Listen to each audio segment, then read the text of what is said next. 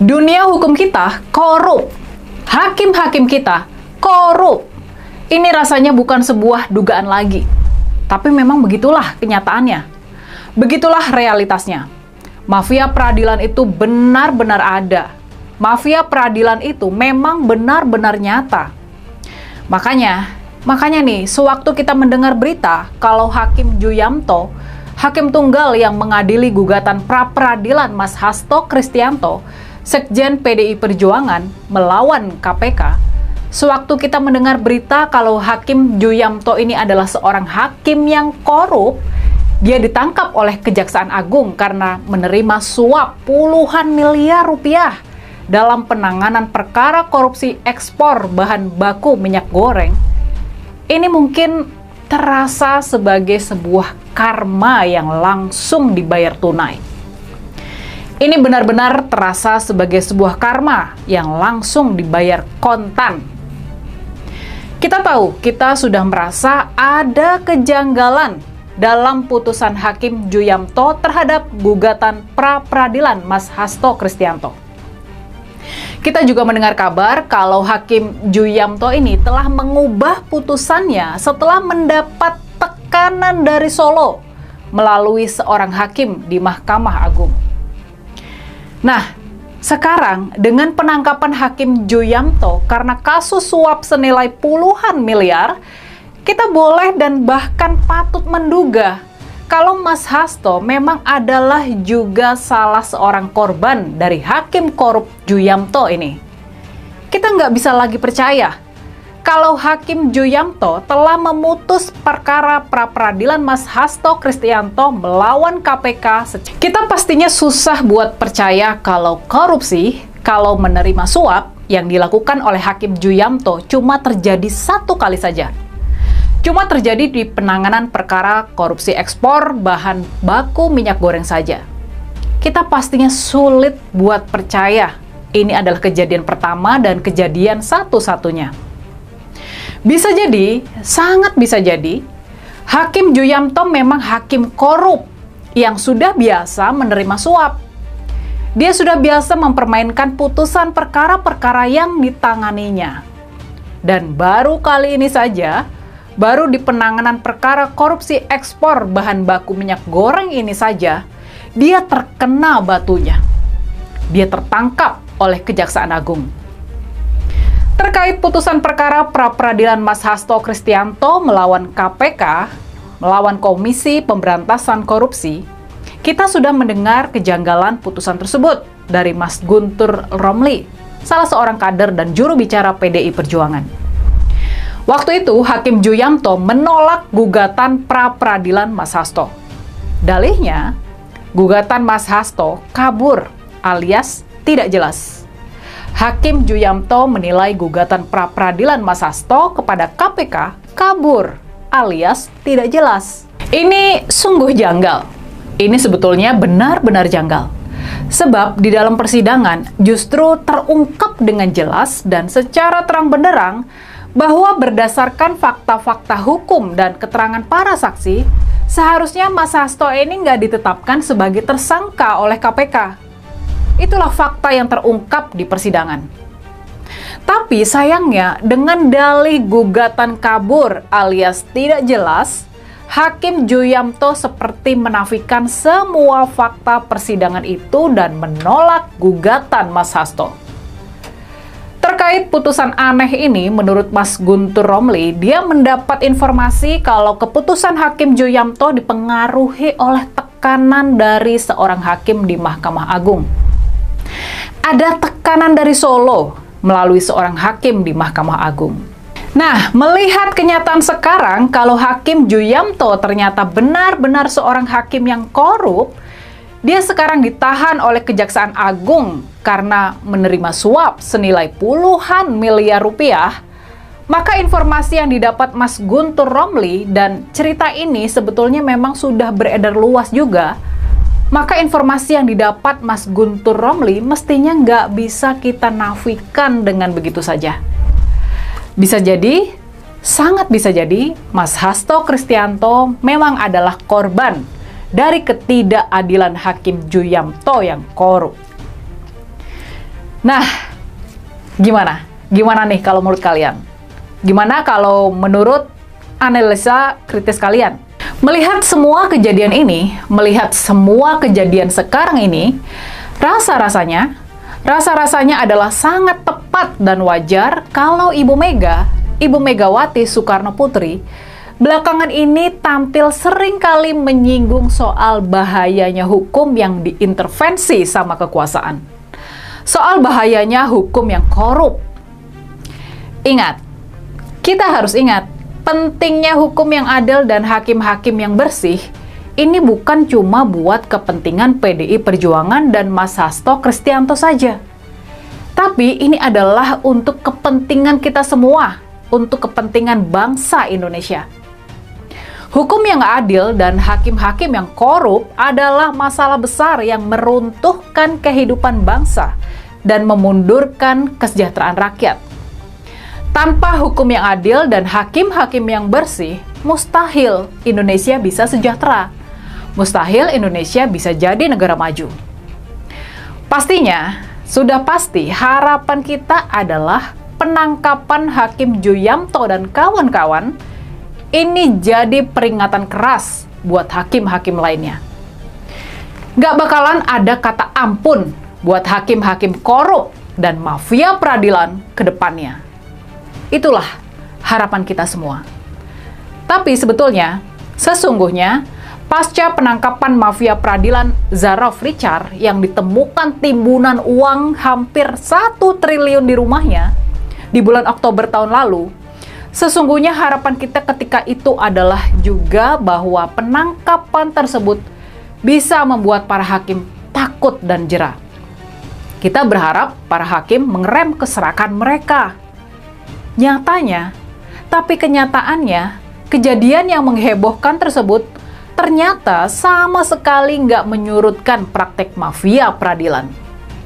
Para hakim masih saja berani mempermainkan perkara. Sampai kemudian, sekarang terungkap kasus korupsi Hakim Juyamto dan kawan-kawannya di Pengadilan Negeri Jakarta. Ya, halo teman-teman, kembali lagi dengan saya di channel ini, channel Indonesia 2045, yang membahas seputar politik, pendidikan, hingga budaya. Ya, tentu teman-teman, kalau kita melihat gonjang-ganjing politik yang terjadi saat-saat ini, bagaimana instrumen politik dimainkan, dan kalau kita melihat berbagai macam hal yang terjadi di Indonesia, rasa-rasanya Indonesia tanpa persoalan kita bisa sebutkan itu bukanlah negara Indonesia, gitu ya. Karena di Indonesia setiap hari, setiap waktu, setiap minggu, bulan, sampai tahun pasti tetap ada persoalan. Pasti ada dinamika politik dan tetap ada kasus-kasus yang terungkap dan digugat, ya. Kemudian teman-teman, kalau kita melihat kasus Hasto Kristianto, Sekjen DPP PD Perjuangan, tentu masalah yang dihadapi beliau ini terkait kasus suap yang pernah dilakukan pada tahun 2019 kalau tidak salah, atau 2020, 2019 ya. Ya, 2019. Kalau sekarang sudah hampir kurang lebih 6 tahun lamanya, tetapi masih tetap diungkit, dipersoalkan, dipermasalahkan, dan sampai sekarang tak kunjung tuntas. Tetapi pada dasarnya teman-teman, kita tahu bahwa kasus ini rasa-rasanya tidak merugikan siapapun, tidak merugikan keuangan negara, tidak merugikan rakyat Indonesia, karena ini kasus suap yang dipersoalkan. Tetapi secara logika, kita bisa menangkap bahwa memang sebetulnya setiap persoalan, permasalahan sekecil apapun itu lebih baik, lebih cepat diselesaikan dan dituntaskan, yang melalui proses-proses yang memang sesuai prosedural. Nah, tetapi kalau kita melihat apakah ini merugikan atau tidak, nah, tadi saya katakan tidak merugikan negara dan bukan merugikan rakyat Indonesia. Dan saya juga punya jalan berpikir yang berbeda, bahwasanya Harun Masiku pada saat itu memang kalau tidak salah sudah mendapatkan fatwa MA pada saat itu, Mahkamah Agung. Ya, dan jadi juga kalau kita melihat bahwa putusan pada saat itu yang memang ada yang meninggal pada saat itu teman-teman ya, Jadi suaranya itu diberikan kepada partai, dan partai boleh, ya, partai diberikan wewenang lah untuk memberikan suara ini kepada siapa gitu ya, kepada kader terbaik menurut partai itu sendiri. Ya seperti itu, makanya diberikanlah kepada Harun Masiku dan macam-macam lah tadi. Jadi sehingga mungkin simpelnya sini ginilah, simpelnya menurut saya, lu bayar, lu dapat kerjaan. Nah kurang lebih seperti itulah. Kalau lu nggak bayar, lu nggak bakal dapat pekerjaan ini. Jadi untuk bekerja lu bayar ini dong, harus bayar dulu dong sebagai administrasi dan lain sebagainya misalnya, makanya dibayar gitu ya. Tapi kita nggak tahu juga apakah memang ada hal-hal yang lainnya. Mungkin teman-teman punya logika berpikir yang lain, ya boleh juga nanti silakan disampaikan pada video ini. Dan di sini kita tidak bermaksud berpihak pada siapapun, tidak bermaksud untuk memprovokasi ataupun mengungkit masa lalu dan seterusnya. Tetapi kita memang secara hukum, secara pasal dan undang-undang kita awam, tetapi kita punya logika dan akal sehat yang mungkin kita bisa menilai bagaimana persoalan ini bisa diselesaikan dengan baik. Nah, dan lalu kemudian bagaimana kita melihat KPK, Komisi Pemberantasan Korupsi, adalah suatu lembaga yang besar untuk memberantas korupsi di negeri ini. Tetapi kenapa lebih cenderung aktif terlihat menangani kasus Sekjen PD Perjuangan Hasto Kristianto yang sampai saat ini masih dalam proses persidangan, teman-teman. Bukankah ada kasus-kasus yang lainnya yang perlu diungkit, yang perlu dipersoalkan lagi, yang perlu dinaikkan lagi biar itu diproses dan diberantas sampai tuntas? Misalnya kasus Blok Medan beberapa tahun yang lalu, sampai sekarang tak kunjung terungkap ya siapa dalang di balik itu semua. Dan ada juga kasus dugaan gratifikasi, dan yang gak usah jauh-jauh lah ya, berdasarkan posisi RP lah misalnya, ya Pak Jokowi dinobatkan sebagai tokoh terkurung nomor 3 di dunia. Apakah KPK melihat itu, merespon, dan apakah memanggil Pak Jokowi untuk klarifikasi, dipertanyakan itu benar beritanya atau tidak, dan yang lain dan sebagainya.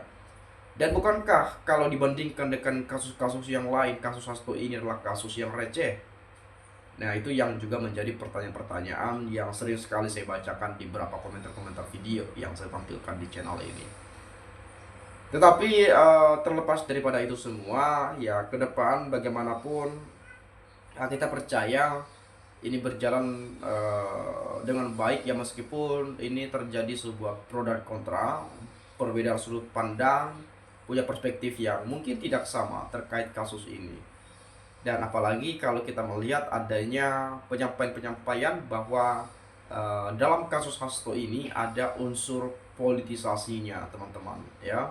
Ada unsur politisasi yang diduga kuat adalah pemeran utama adalah, atau aktor di balik ini semua adalah Pak Jokowi. Karena dikatakan setelah Pak Jokowi di tahun 2024 bagaimana beliau mengkhianati PD Perjuangan, Hasto di sana keras sekali mengkritik Pak Jokowi.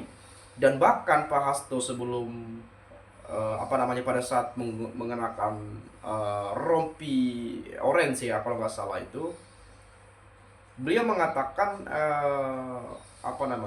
saya kutip secara simpelnya saja di ujung akhir katanya, biarlah ini menjadi momentum bagi KPK termaksud memeriksa keluarga Pak Jokowi. Nah kurang lebih seperti itu. Jadi Hasto Kristianto ini juga beliau juga mungkin berharap KPK ya tidak hanya dirinya yang diproses, tidak hanya dirinya yang dipersoalkan, tetapi bagaimana KPK juga menyelidiki ya, memeriksa keluarga Pak Jokowi juga. Jadi makanya ini sering sekali disangkut pautkan kepada Pak Jokowi, yang memang Pak Jokowi sudah selesai dari jabatan sebagai presiden, tetapi memang pelantikan KPK pada saat itu kan dilakukan, atau pemilihannya dilakukan oleh Pak Jokowi. Jadi kita nggak tahu juga sebetulnya, ini ruwet banget, dan ini kasus sudah lama sekali tapi tetap diungkit dan sampai sekarang belum selesai. Nah mungkin teman-teman punya pendapat lain, tetapi yang saya dengar pada cuplikan video sebelumnya bahwa hakim ya, pokoknya itulah hakim yang menangani kasus Hasto itu ditangkap. Saya nggak tahu ditangkap karena apa. Jadi teman-teman bolehlah silakan diskusikan di komentar pada video ini. Itu saja, sekali lagi terima kasih. Tidak bermaksud memprovokasi, memihak, ya mungkin masa lalu, apalagi dituduh sebagai bajar-bajar politik. Karena kita tidak terlibat dalam hal-hal seperti itu. Kita masyarakat biasa, kita warga negara Indonesia. Kita berhak untuk berekspresi, bahkan berpendapat, hingga mengkritisi. Itu saja, terima kasih. Saya ucapkan salam inspirasi, salam NKRI, harga mati.